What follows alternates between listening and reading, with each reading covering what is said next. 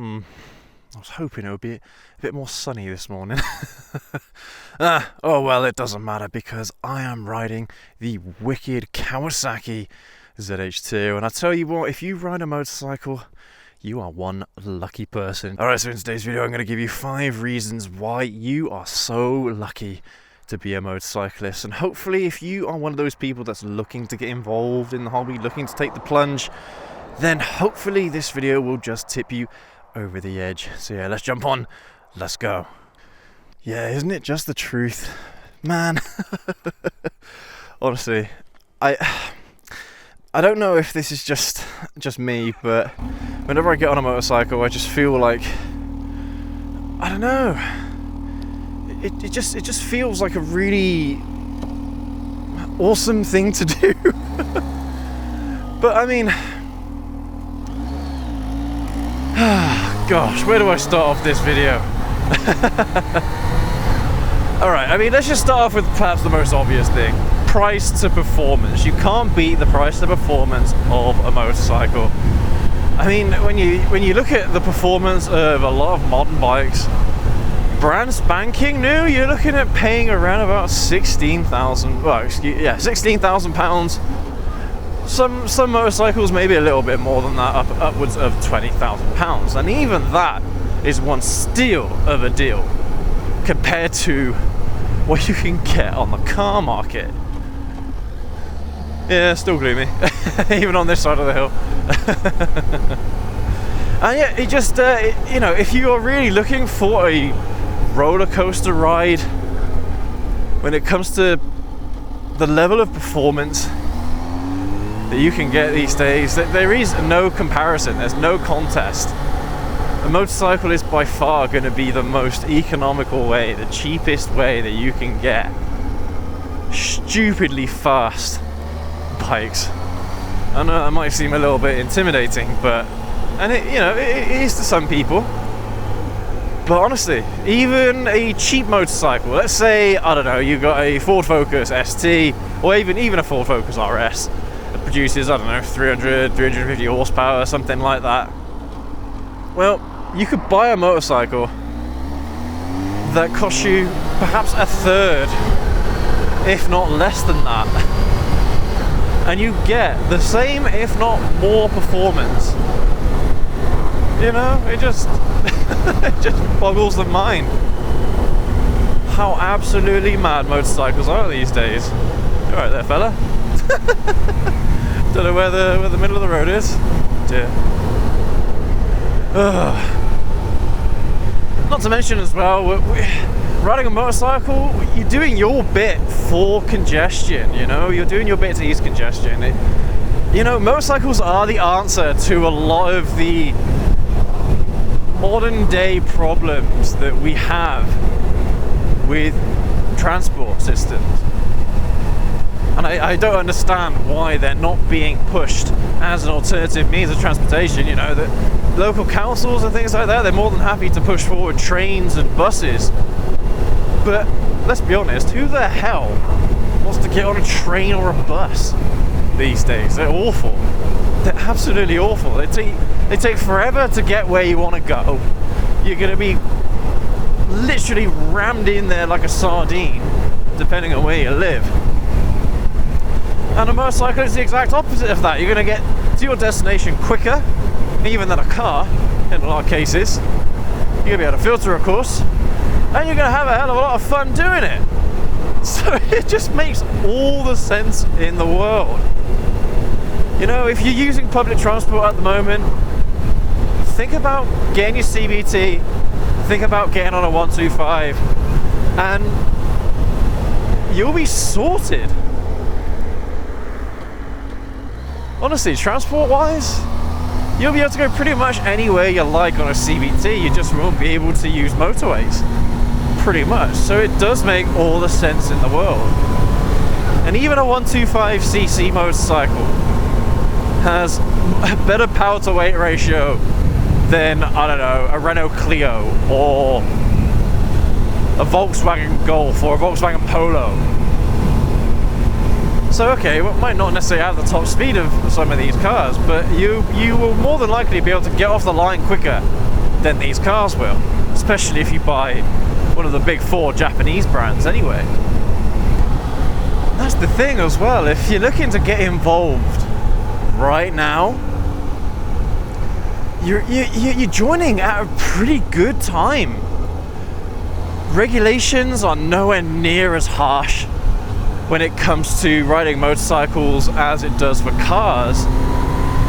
Things like speed limiters aren't going to be a thing, maybe ever, if not for a long while yet.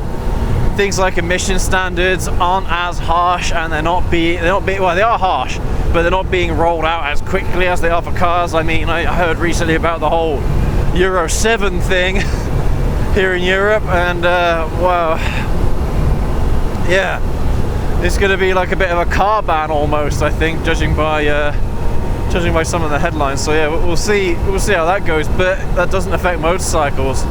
So motorcycles that you see in the space currently in the market are probably ones you're going to be able to buy.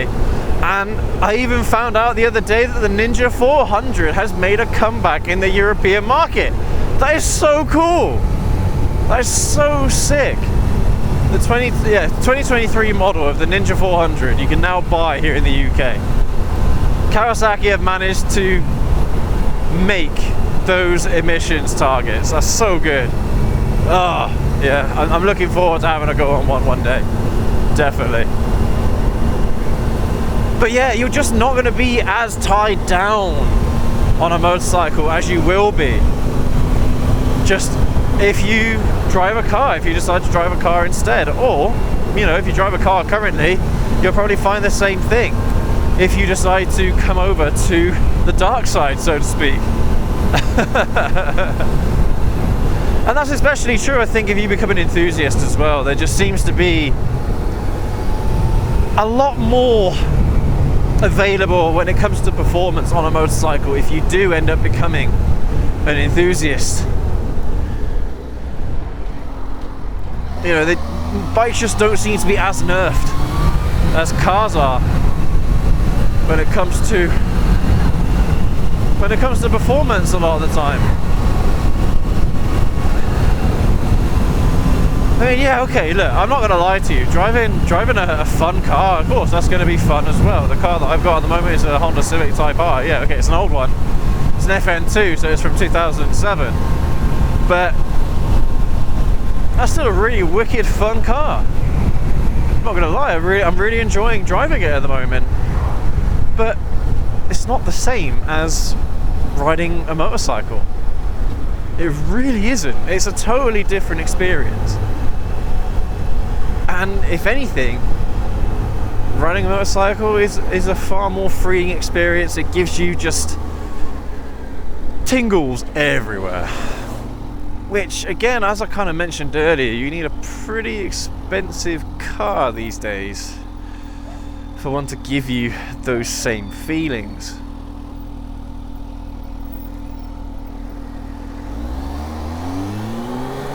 And you know what? It's like the apocalypse of motorcycles is coming. In the next 10 years, maybe a little bit longer, the motorcycle space might not be as it is right now. We're not going to have these crazy 200 horsepower plus motorcycles. Well, we might do, but they'll be in the form of electric. And I know for a fact that's going to put off a lot of people. It's going to be the iPhone generation, really, that are going to end up buying into the electric concept of a motorcycle. But I mean, I'll tell you right now, even though performance might be pretty damn good, theoretically anyway, for an electric motorcycle, it ain't going to be the same. There's going to be a lot of compromises. I mean, there's a lot of compromises in cars already, but I mean, they're starting to, in terms of range and things like that, they're starting to come around. But on a motorcycle, I mean, the engineering challenges to make motorcycles electric and practical electric is, in particular, is very, very hard. getting performance out of an electric motorcycle should be fairly straightforward. Electric motors these days are ridiculous, but the battery technology and the charging tech at the moment just hasn't caught up whatsoever. And so you're still probably going to be looking to spend 4 or 5 hours charging a motorcycle's battery if it's electric. Okay, maybe they'll have some kind of fast chargers or something like that will probably cut that time down, but still, I mean, maybe it's not going to be so much of a problem because a lot of riders are hobby riders, you know, they will only ride on the weekends, and so I suppose it doesn't really matter for you guys so much. But for someone like myself who likes to use their bikes every single day to commute and just, you know, a lot, just riding a lot, it doesn't leave a lot of room for compromise for a rider like me. And I know that a lot of the viewers of the channel are a very similar mindset. They use their bikes for everything, and some viewers even are pure motorcyclists. They don't have a car, they just use their bikes for absolutely everything. So right now is the time to get involved. I know I've been saying this for quite a long time now, but it is the God's honest truth that if you're going to get stuck in, now's the time to do it.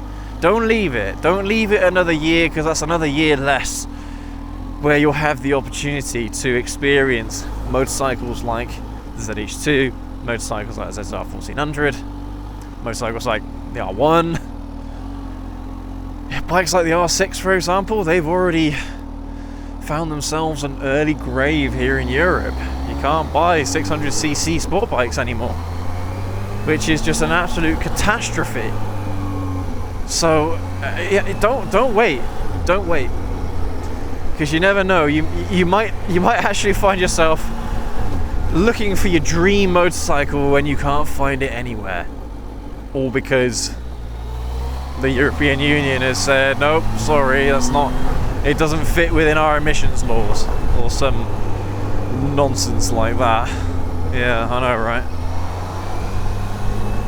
It's just sad. It is sad to think that a lot of modern classics aren't going to be sold from new anymore here in the UK and in Europe. It just, dearie me, they're just killing an industry. Honestly, they really are.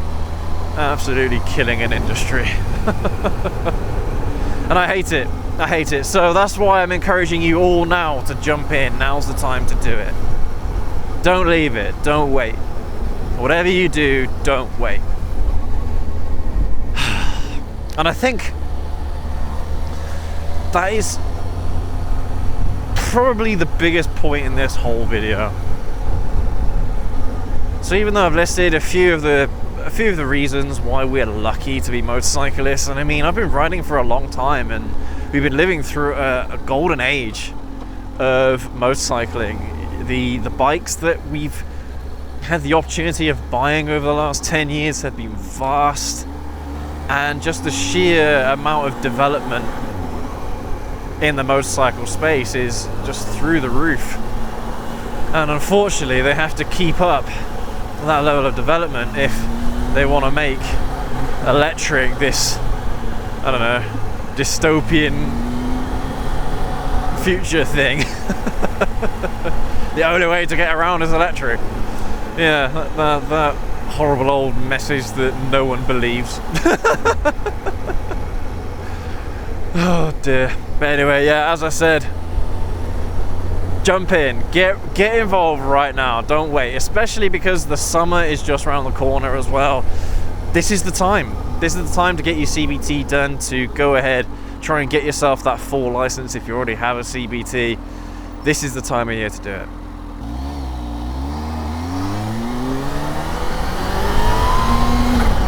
Woo! Anyway, guys and gals, I think that was 5 reasons. I was working it out in my head, I'm not sure, it might be 4, but I think that was 5 reasons. But anyway, I'm sure there's a lot of reasons that I haven't mentioned in this video that you guys can probably come up with down in the comment section below. So let me know if there's any other reasons that you can think of as to why we are some of the luckiest people to be alive right now. If you're a motorcyclist, yeah, drop that all down there in the comments. Let's try and get some more people involved in the motorcycle hobby, because it is one of the best things you'll ever do in your life, and you only live once. So it's definitely worthwhile. It doesn't matter what age you are either. I know that a lot of people, that kind of get themselves pigeonholed into an age bracket and they think, oh, I'm too old or something like that, and you're not. I promise you, you're not. Anyway, guys and gals, it looks like the morning rush is starting to catch up with me. I got up pretty early this morning to shoot these videos. So thank you ever so much for joining me on today's ride. I hope you've enjoyed it, even though it's been a little bit gloomy. And thank you so much for watching all the way to the end. Like I mentioned earlier, definitely drop me a comment. Let me know what you guys think. Leave a like, hit subscribe. As always, guys and gals, thank you again. We'll catch you all in the next video. Have a good one.